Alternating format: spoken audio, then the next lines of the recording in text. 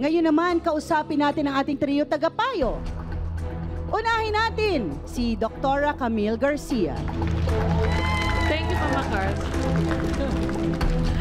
Okay. May mga pagkakataon na kumisan pag sobrang pagtulong natin, napapagod tayo. Ang tawag doon ay compassion fatigue. Pero meron itong tinatawag na secondary traumatic stress. So talagang ibig sabihin, umaabot tayo sa punto na kahit na gusto nating tumulong, pero pag yung nakakaramdam na tayo na parang nalalamangan tayo or inaabuso na tayo, nagkakaroon tayo ng ganitong klaseng problema na parang ayoko na, parang sobra na yata itong ginagawa sa akin ng mga taong ito, napapatigil tayo sa pagtulong. Pero hindi ibig sabihin ito ay isang mental health issue na magiging disorder.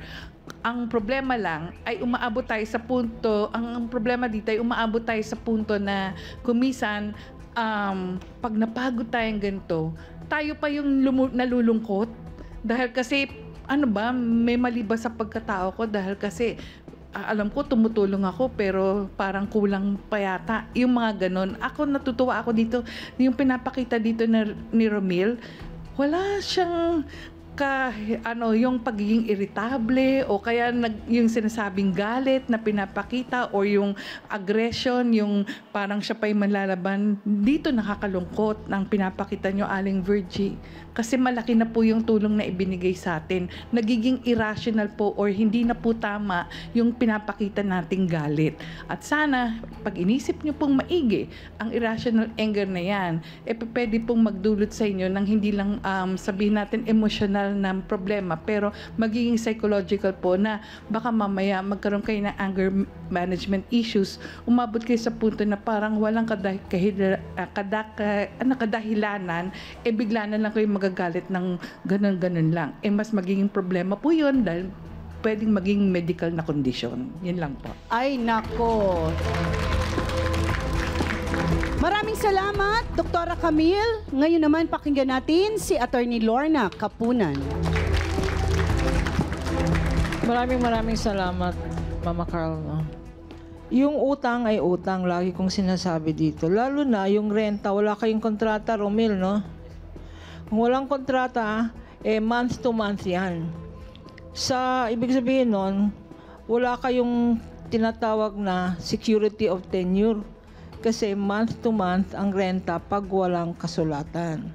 Isang buwan pa lang na hindi nakabayad, pwede na kayong tanggalin. 5 buwan na kayo.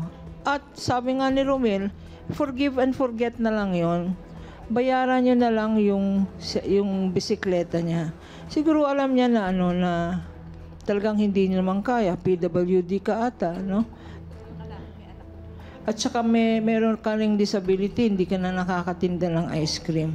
Pag-usapan nyo na lang at Virgie, kung ako si Romel, ibabarangay na kita kasi sobra na yung ginagawa mo. Imbis na tulungan mo siya para bigyan kayo siguro ng mas matagal na tinatawag na grace period para hindi magbayad, siniraan mo pa yung source ng hanap buhay niya. Siguro ang tingin na nga niya sa inyo nanay at tatay. Tama? Yes, ma'am. Yes, ma'am. Kasi wala ka na rin magulang ditong kasama mo. Wala po. Nasa probinsya po, ma'am. O di kayo ng mga magulang niya, di maging pamilya na lang kayo imbis na at hindi lang yon, kumain kayo magsabay ng siomay para happy lahat, di ba? Pag-usapan niyo yung utang kasi yung 500 na yan, pwede kayong paalisin talaga.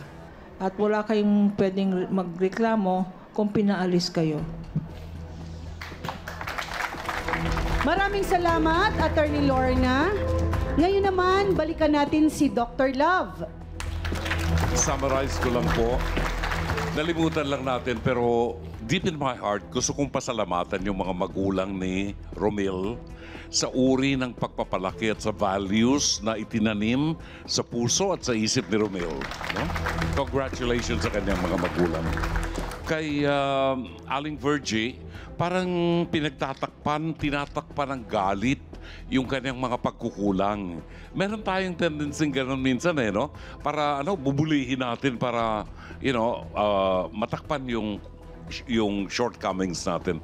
Aling Virgie, wala tayong makukuhang matinong tao sa mundo na kakampi sa inyo pag ganyan. No? Pasensya na po, pero nakita niyo ang reaksyon ng ating audience. Kasi po, nasusuklian natin ang hindi maganda yung magandang pakitungo sa inyo. Kung magagawa lang nating makita siguro yung kabutihan, no, ng ibang tao, compassion ng ibang tao, bababa tayo, no? Yung sinasabi ni attorney, humility. Bukod doon sa pwede kayong sapahan ng kaso, huwag na yun. Kasi ang turing sa'yo nitong bata, nanay ka niya, no? So, samantalahin natin at tandaan po natin ang pagtulong sa kapwa at pagiging mababang loob ay palaging binibigyan ng Diyos ng biyaya sa buhay. Maraming salamat. Maraming salamat, Dr. Love.